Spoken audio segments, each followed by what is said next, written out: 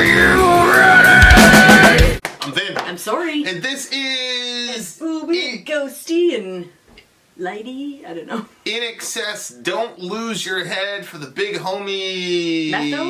Methos. I don't know.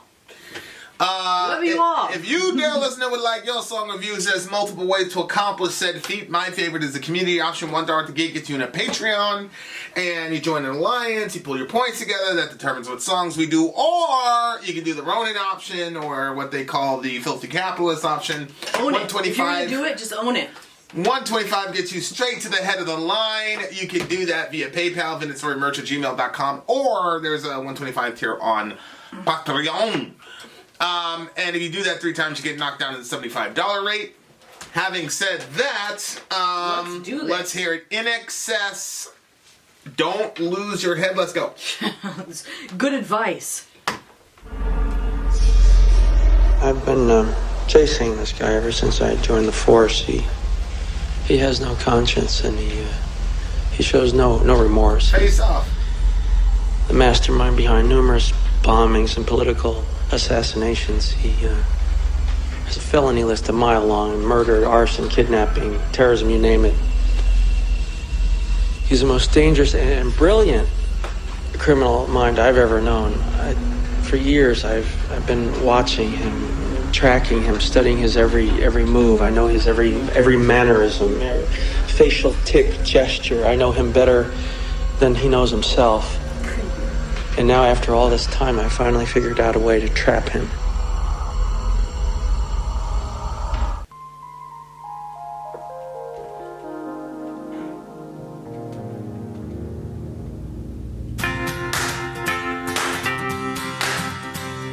So unexpected. I don't remember this on the Face Off soundtrack.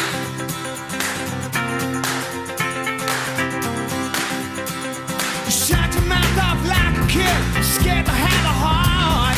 Losing grip of what really matters, cause you don't know where to start. You wake up in the morning with a Starfuck boyfriend. The things you do are so in tune with what you're gonna pay. What's giving you the will to live is looking for revenge. The only life that you got left is hiding from the pain. What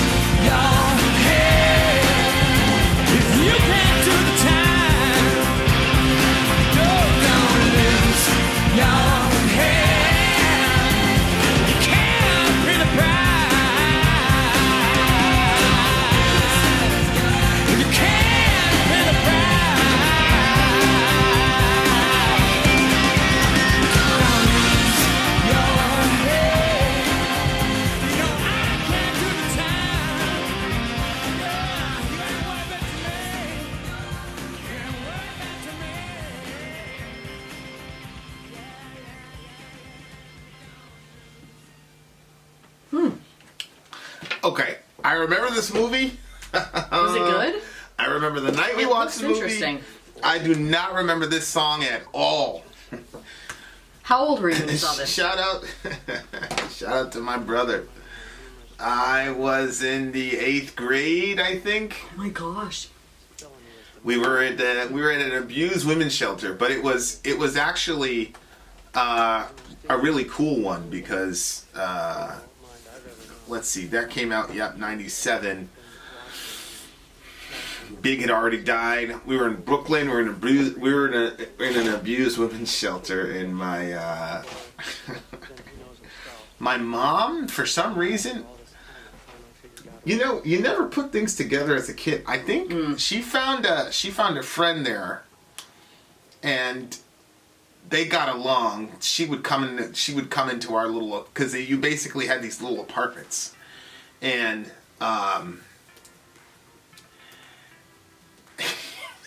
so this woman would show up with her 2 kids, and then they would leave, and then my older brother, was watching, because he's like the responsible one. Shout out to the homie. Good looking out for that the other day. But so anyway, it was some night. My mom was gone. She didn't come back till like the next night, and we were watching. They were gone all day, all night, and the next day? I don't know if it was all day or all night. I just remember at night it was 3 of us. We were alone. I'm watching Face Off. Junior's an actor, so he's like doing all the acting stuff, and it was a cool premise to the movie. It was basically they found this technology to where he could wear his face, and so he could, go into his little club or whatever. And, but so the bad guy wears the good guy, or the good guy wears the bad guy? Well, halfway through the movie, the bad guy, who is Nicolas Cage, figures out how to do the same thing. So he does the same thing with his. That actually sounds like a movie I'd like. With his wife is like a lot of crazy shit, right? So it was a blockbuster movie. It was a crazy movie. It was. That's probably so the bad. last time that Nicolas Cage was in a serious role or something like that. So bad. But yeah, he so we're watching. What do you mean that one about the Constitution was in a serious role? we were watching that movie. What is his net worth? I think we probably have more net worth than Nicolas Cage right now. What? Yeah, you'd be surprised. A lot of these folks don't know how to deal with their money, bro. Nah, he's good. He's at 25 million. He's a little bit ahead of us. So anyway, that's the movie. The movie is, whatever it's called, Face Off. So this song was in that movie? Yeah, it was definitely. Was it made for the movie? Or it must have been. I mean, it must have been on that soundtrack. It had to be. I'll tell you one sad thing. What? Well, that it had to be on the Methos soundtrack. told us is that this song would end up on what would be the last album with singer Michael Hutchins? I don't know how to say that. Who would later commit suicide in 1997 while on the tour of the album. Jeez. That's sad. Of course. Yeah. Yeah. So that they must have been on the soundtrack to this movie because otherwise I don't see. But I mean, it makes sense. Don't lose your head. Face off. Yada yada yada. Yeah. So it was a really fun movie. I'll just never forget that night. And what were those 2 kids doing? Were they scared or were they used to that? Well, those 2 kids weren't with us that night. So I don't know where they were, but so you just put 2 stories together, or I mixed that up? My older brother and my younger brother, which is very strange because it was usually me and my younger brother, but my older brother and my younger brother got into it. I don't know what happened. I think it was so. In the movie, one of them is like maniacally crazy. So the Travolta character is like maniacally insane, like he's crazy, and he's and like there's one of these, like in Spider-Man, the first one, where Mary Jane's like hanging off the bridge, but then there's the other guy and he has to make a horrible decision. No, so I don't remember that. I just remember they kissed upside down. There was something like that in the movie. There was something like that in the movie where like they all pulled guns on each other or whatever, and Travolta goes, "What a predicament!" And my older brother, loved that line. He just loved that line. What a predicament! So he was saying all that and like acting crazy, and he was just doing the movie thing. But I don't know, it triggered something in my little brother, and he he just started acting crazy, just doing dumb shit. What do you mean? Like what? Like throwing stuff around or like? I have no idea because I remember telling him. I remember. Yeah, see, there it is, right there. What a predicament. He's like, oh. What a predicament. See? So like, I just remember telling him, I said, look, Ma isn't here. So if you do anything, say anything loco or crazy, I'm going to fuck you up. Because there's nobody here to protect you. I'll kill you. You said this to who? Oh, my little brother. Oh, Because I thought you said this to your older brother. I was like, well, this is weird. No. Me and my little brother always had this beef. Yeah. And, you know, he'd always do stuff, and then Ma would always save him and whatever. And I was like, no, she's not here. Things are making sense. I said, she's not here, bro, so shoot your shot. I'm gonna fuck you out. I said, actually, I want you to. Because I hated him. Just nobody on the outside could do anything to him. So he then goes and turns all his crazy against my brother, my older brother. And I was watching this shit happen, and I was laughing because my older brother used to always tell me, Vin, you're so mean to little man, blah, blah, blah, blah, blah, and all this. And I'm like, well, he's provoking me, so, you know, he gets what he gets. I don't care. And he's like, oh, you're so mean, blah, blah. You know, I was a black sheep of the family. So I'm just sitting back watching this shit because Jamie's going after Junior, you know, like they're going at it, you know, whatever. And Junior's not going to do anything to him because he's Junior, you know, he's such a good person, you know, he wasn't going to do anything. And he knew. And I was just watching, and I was like, yeah. And I was laughing because I was like, you were always telling me to be nice to this kid. Easy on him. Yeah, now he's turned it on you. Now there's a problem. Because I told him, I told my little brother, I'm like, there is no force on this planet that's going to stop me from fucking you up if you do something ridiculous to me. Because Mom's not here. So then he went after your older brother instead? So then he's doing all this crazy shit. That's so bad. So then it ended up, I'm not going to say what ended up happening because I think to this day that my little brother feels bad for what he did. Because, like, he talked to me about it last year. It was one of those, like, random things. And, like... I'm so curious. I'm not gonna say it because I think he feels bad about it. But he did something where it was one of those moments where I was like, man, you ain't gonna do that shit. And then he did. And sure enough, he did it. And I just remember going, holy... And oh my word, I'm so curious. Junior, like, temporarily, like, lost his mind and was like... And I was just like... He was gone. Jamie was gone. He was like... I was... At the time, How old was he? Who? Jamie. 8th grade. How old are you when you're in the 8th grade? I was like 13, 14. He must have been like 10. I mean, he was old enough to get killed. Oh, he was like about 4 years younger than you? Yeah. That was the gap between me and my brother. He was old enough to die, though. I tell you what, it was just one of those. It was one of those. He crossed a line. He absolutely crossed the line, and it shocked me because the other thing is like, I was genuinely the bad. I was a bad kid. I was horrible, and I would have never done that. Mm-hmm. It was just one of those things where, like, if you see, I knew how to be bad, and I knew how to push the boundaries, and I knew, like, if you're a veteran at being the black sheep, you actually know you're actually a safer person because you know where the line is. But if you're like a person who gets used to getting away with shit, and there's a black sheep to always blame. Yeah. You don't know where the line is. Yeah, I can see that. So he didn't know where the line was. So my brother there was a situation, and my brother's like, you ain't gonna do that. And I was like, man, you ain't gonna do that shit. Because I knew that is like 9 paces over the line. So I'm like, you ain't gonna do that shit, bro. And he did it, and I said, oh shit. We didn't curse around each other or anything like that. I was like, yo! And yeah, man. And it was immediate regret. Immediate. Because oh my gosh. Junior, who's normally very even, like to this day, very even-keeled guy, he went after him. And for a split second, I'm not gonna lie, for a split second, I was like, holy shit, I gotta save him. So I did one of these things, and then I said, wait a second, this is a once in a lifetime. Exactly. I said, this is a once in a lifetime moment. And it wasn't like a giant apartment. I mean, it was a homeless thingamajig. So it's not like there was a lot of places for him to flee. So Junior's basically blinded at this point. Like, I'm not saying what, because he watches the channel. I'm not gonna say because I know you feel bad about it.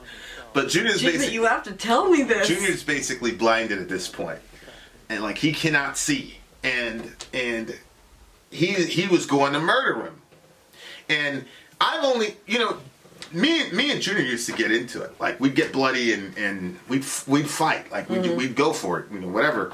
And my mother was always like, it was funny because Mr. Man would be like, Beverly, they're boys. You just gotta let them be. Oh my word, that was a hard transition when I came to this family. It's getting used to boys tussling around. He was right. Not tussling. They wrestle. They fight.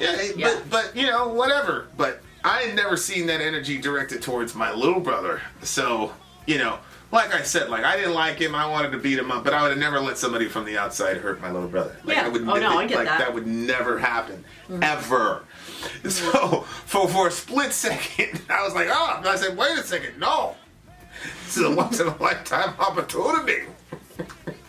So I was just watching it, but you know, after a while, my brother succumbed to his injuries, and he just like it turned into like an emergency situation. No. Oh yeah. It was a very serious. He could have really like permanently damaged him. Oh my gosh. And so like my brother's like taking care of his eyes and shit, and Jamie's like half terrified. Because Junior's coming after him, and I'm the only one there. There's nobody to protect him, and I was just like, I was smiling and shit. I was like, "You really fucked up this time, huh? You really," you know. And he was like in the like the corner, like like he was completely terrified. Oh my word, I would love to. But he also, I'm sure he felt guilty. Oh my word. I didn't know how much of an impact that made on him. He brought it up last year. I was like, oh, this nigga, he's still thinking about that shit. He's hurt. Yeah, my brother. Wait, which brother brought it up? My younger brother. Junior, I think, would be completely fine with it now. Yeah. And if it was just his eyes survived. Yeah, if it was just Junior, I would tell everybody what happened, but I'm not gonna say what happened because, you know, I love my brother. I'm not trying to make him feel worse than he, because I could tell like he felt bad about it. But yeah, man, yeah, that's why we were watching that show, bro. That shit happened. Everybody was just feeling crazy. And the funny thing is like I was like the most stable, rational one there, which is literally the one and only time. Well, when the three of us get together, and you'll probably see it because we're gonna do that family thing next year or whatever. Inshallah. COVID's not happening. Whether or not COVID's happening, I'm pretty sure we're gonna do it. Last conversation I had with him. But when the three of us get together, like I'm still the crazy, like we immediately fall into our roles or whatever. Mm-hmm. But this is like the only time when it was just like I was the rational one. I was like, yo, stay over there, stay in that room. And I was telling my brother, I'm like, yo, we either gotta get you to a hospital or we gotta get this shit out of your eye, bro. One or the other, because this is the, you know, you like, he's like, I can't see. I was like, yeah, nigga, I know you can't see. You hurt, nigga.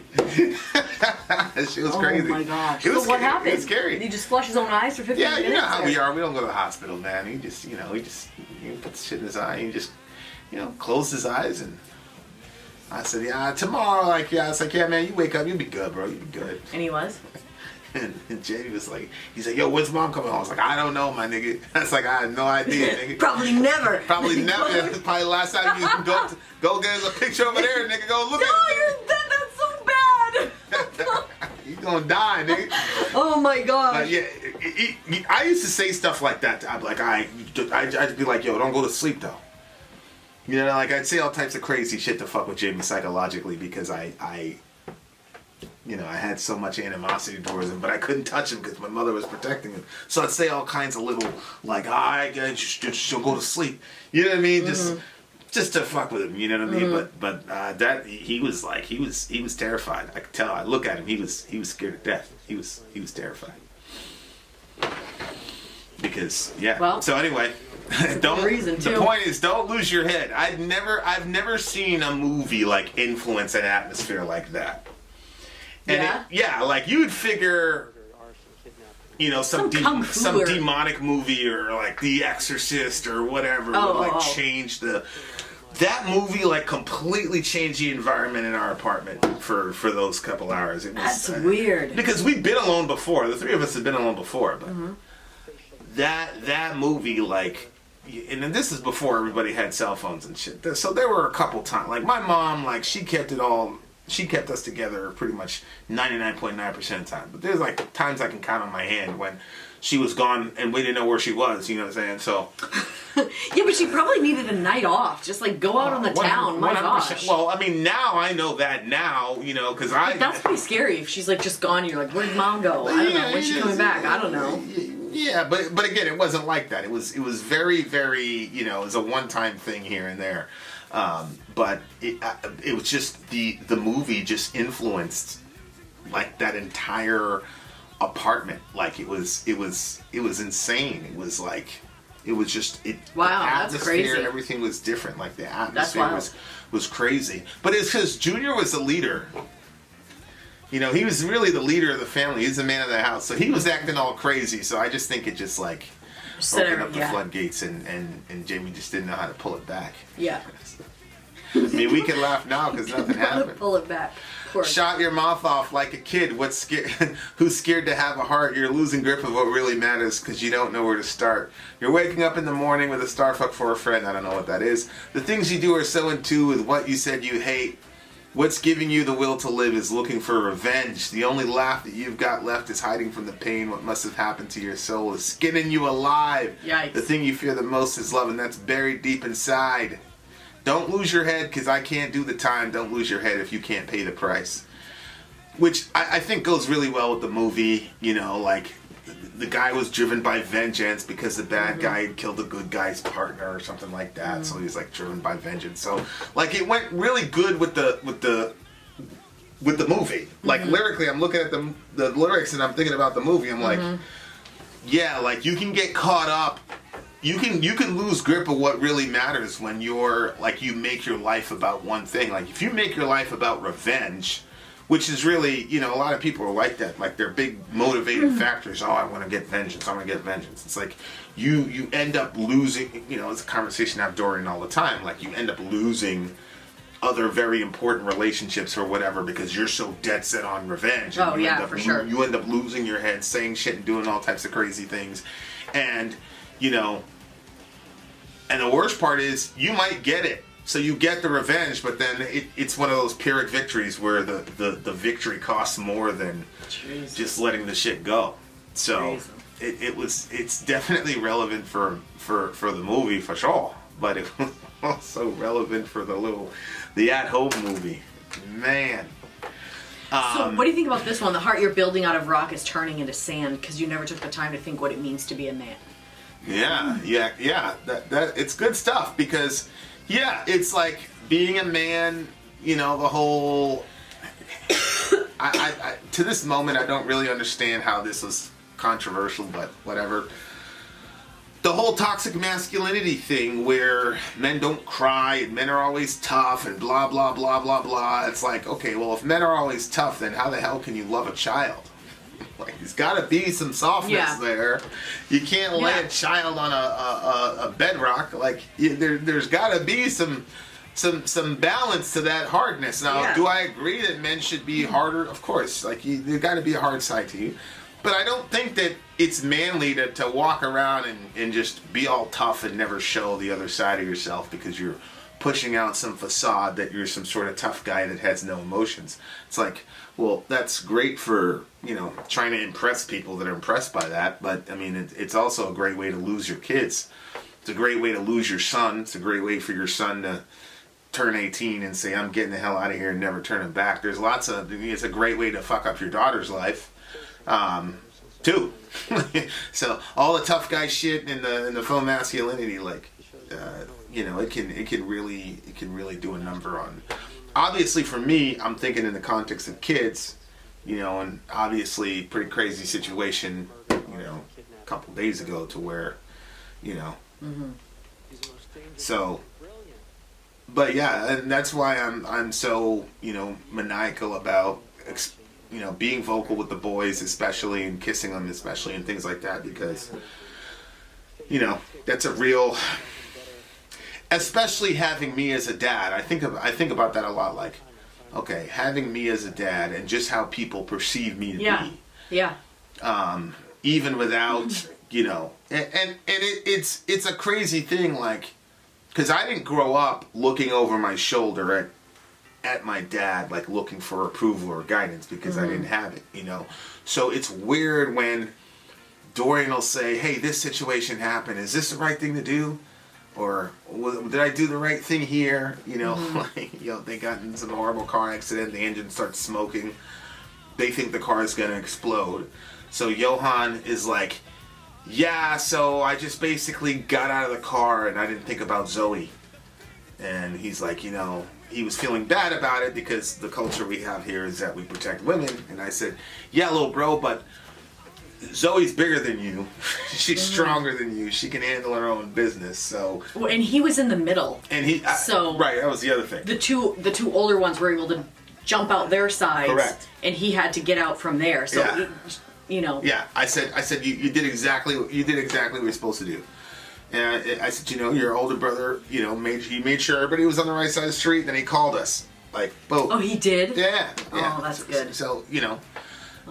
He did a really, you know, so it's like...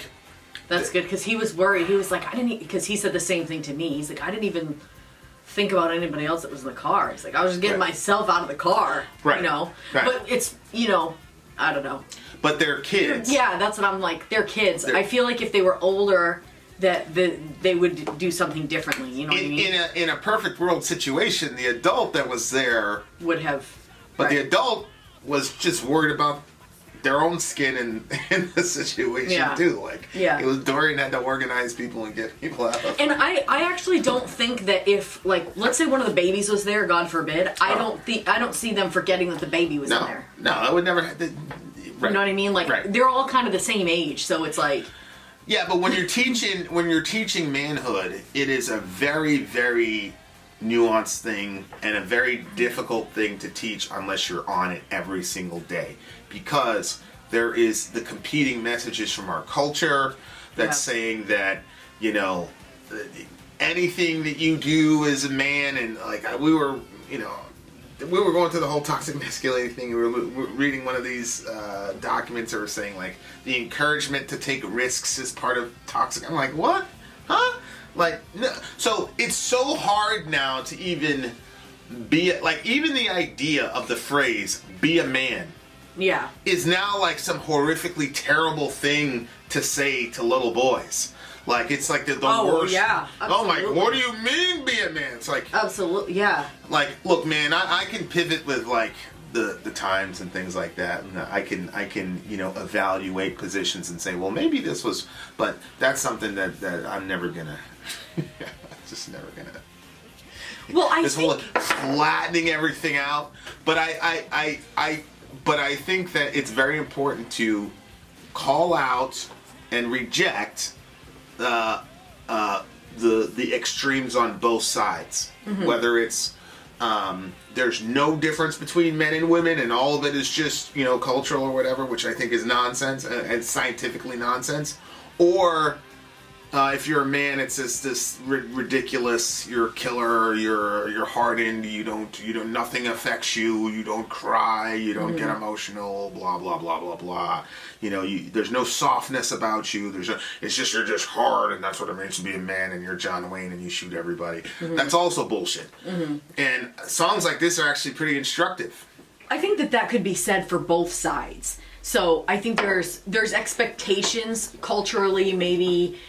Within family systems dynamics that do the same thing for like women. Obviously I'm not a man, so I don't know what it's like to somebody to say be a man, but I know, like, especially some people are predisposed more one way than other ways. Like some girls, like I was just reading a very beautiful post from a friend of mine that was like, oh, when I was little I used to dream of being a ballerina, and like that was something that she always wanted to do. Her family didn't have enough money to actually put her through the classes, so I mean, now she's too old. That's something that you have to practice. You know what I mean? It's done. It's too late.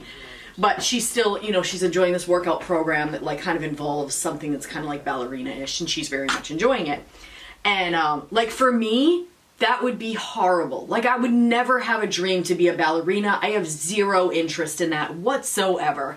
And like I think that some family systems can be very, like, instead of just kind of accept, like, I think that parents have to see what the child is like and then kind of maneuver their future according to their likes and their dislikes. Yeah. So I don't think that you should make everything only about their likes. I do think that people have to, you know, kind of get a toughness about them, you know, and kind of venture out into some other things, but like encouraging the things that are really like within your kids is very important. And I think that all of us wish that our parents kind of did that with us. Like for me, you know, for somebody saying, sorry, sit like a lady, sorry, blah, blah, blah, like a lady, like a lady, like a lady. I got so tired of hearing like a lady. It's like, why? Well, maybe I don't want to be like a lady. Maybe that.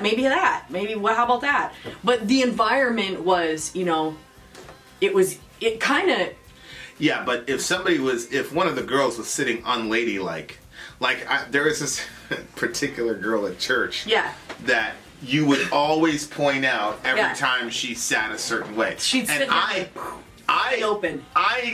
My opinion was she wasn't doing it because she was whatever. It's just she was very young. She was like 18, 19 years old. But you were convinced that, oh, no. Like there was all this like, oh no, she was just sitting there, open invitation in the middle of a Bible study.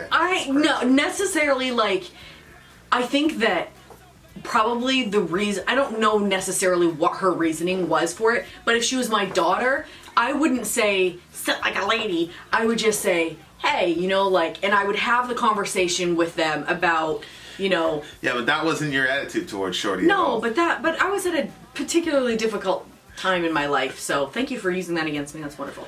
But here it is. I wasn't using it against you. I was just saying that I understood you didn't like the sit like a lady thing, but you certainly like have that worldview still. You're my thing was anytime not gonna use that language. They always used it with me when I sat Indian style, and for me, like, and that's actually probably something really terrible you're not supposed to say anymore, but like, you know, sitting with your legs like crossed into each other like that.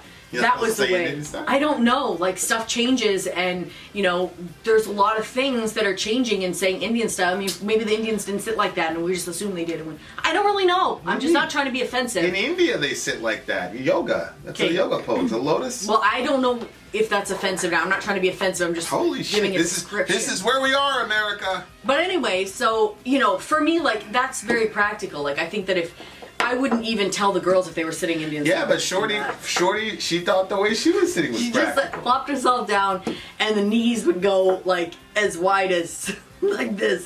She was comfortable, and but it honestly, just wasn't. I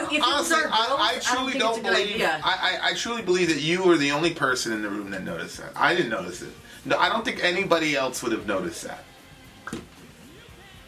But again, that was your conditioning. You were conditioned the whole. I mean, that's what you say, but there was a time when one of our girls was kind of spread eagle like that, and you were like, Yeah, that's after talking with you.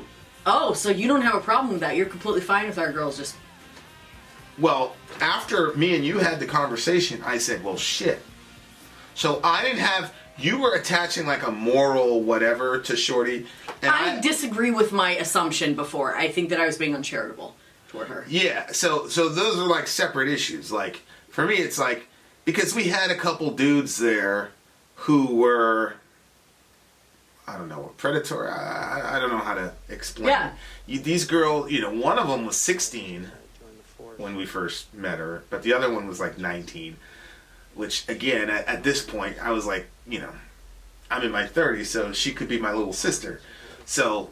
But then you had other dudes. I remember one time after one of our arguments, I remember like looking out of the corner of my eye, and one of these guys was like, I don't know, 40, pushing 40, and was like dialed right in.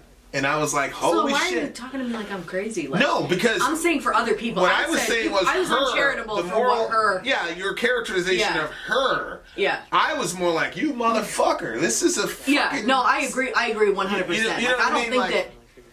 Because, and the other thing too is like, I do think that some people do that on purpose, but I don't think she was doing it on purpose. Especially because she did it in like all kinds of environments. It wasn't like, you know.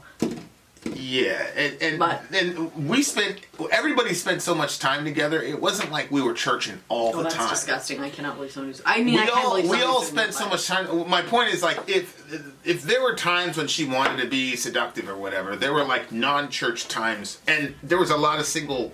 There's a lot of young people who were single. So if she wanted to whatever, and the thing about her is, if she wanted something, she was not subtle about it. Mm-hmm. She would go and close that deal. Mm-hmm. She closed many a deal with people. Mm-hmm. So that, to me, that was actually part of my logic. My logic was, this girl is like well beyond that kind of subtlety if she wants to create that type of situation. Mm-hmm. She was not a very subtle person about, mm-hmm. whatever. I mean, she's married now. She's preggo. God bless you. I'm glad, like, she can, you know what I'm saying? But yeah. There's a ton of. The point is, your upbringing and the expectations that you have, whether it's have a heart of stone, you're building your heart building out of rock, so you can be a real man and blah blah blah. The best way I've ever heard it was, you have to have a tough exterior to protect what's inside. And so the tough exterior is only useful insofar as you can protect what's inside. Oh, that's a cool way of looking at it. So he would talk about, your heart and then your loves, he would talk about. So like you have the tough exterior so you can protect, so you can maintain a soft heart. If you have a hard heart, there's no need for a tough exterior. Mm-hmm. Just bounce your heart all over the place and it's okay, because you already have a hard heart. You only need a tough exterior if you have a soft heart and you have soft things inside that need mm-hmm. protecting. So I always took that as like, okay. I was like, okay, I can deal with that. And this guy was like, the guy that sat me down and explained that to me was like the guy was literally like a stone cold killer, man. Like the guy was, wow. He was fucking legendary. And, I was... You train for stuff, and then you run into the first time you have to do whatever, and mm-hmm. and I was obviously affected by it, but I was putting, and he kind of pulled me aside. And he explained like, oh, that's like alarming and really cool and sweet at the same time. Yeah, and then I just went to my little bunk and cried myself to sleep, and that was that. Aww. And everybody left me alone, and I got up the next day and went out and went back to it, and wow. So that was mm-hmm. that was a moment where an old head brings you aside and says, hey, blah blah mm-hmm. blah, like some real practical advice. It was very very practical, man. Well, at the time he wasn't talking about like my family. When he said your loves, it wasn't like the people in my family. It was the people in the room. Yeah. It's like, but it's true. I love those guys, mm-hmm. And they love me. So, but guys don't get to have... See, that's the side of things where, like, when I talk to people about, like, manhood and things like that, like, I know what people are hearing. Mm-hmm. I know that they're not in those rooms having those conversations. And I know that they don't know that I've had those conversations and those moments and whatever. All they're seeing is, be a man and whatever. Mm-hmm. But... good song. Rest in peace to the homie. This review was all over the place. Do what you will with it, ladies. I think you need to do that dance for us. So walk through memory. That dance he was doing in the video. Which dance? Are you serious? How did you forget this? Which dance? It was so entertaining. Hold on. In the music video? Yes. I don't remember it. What? Oh, the singer. Oh, rest in peace to the homie. Yeah, I'm not gonna do that dance. Actually, he reminded me of Jonathan Davis from Korn. Oh, really? From Korn, yeah. I think you should do it for the thumbnail. Yeah, this guy was like he's like a prettier Jonathan Davis. I mean, I'll do it in the thumbnail. What are you supposed to do? Well, I'll get to it. Like, well, we'll end the video and then I'll show you what to do. Okay, how do I mute that? Hello? I don't know. What am I doing? There we go. Yeah, just slide the zinger down. I know, but your computer's a little different than mine, so it takes me a little bit. All right, ready? Yeah. Well, anyway, did I rate it? None of us rated it. 9.8. 9.6 for me. There you are, Dale. So, Methos. Thank you. I always feel like I'm saying it weird. Okay, there you go. Okay, so what am I doing? We gotta end the video. Vin out. Sori out. Dong. Hey Villagers, this is Archero and I'm inviting you to the Village March Madness Tournament. We're doing this as a fundraiser and to get together as a community and have a little bit of fun. If you're not familiar with March Madness, it is a 64-team college basketball tournament. The teams all play in single elimination round, tournament style. Final winner is going to be the national champion. There's going to be a page set up on the ESPN website where you can make your guesses who's going to win each game. And we'll have a private group set up just for our village to compete against each other and see who predicted the winners best. To participate, it only costs $1, and all of that is going to go to help other villagers who are in need right now. This is all going to be happening in mid-March. More details are coming very soon about the dates, prizes, and how to join. I'll see you guys there. Keep it metal.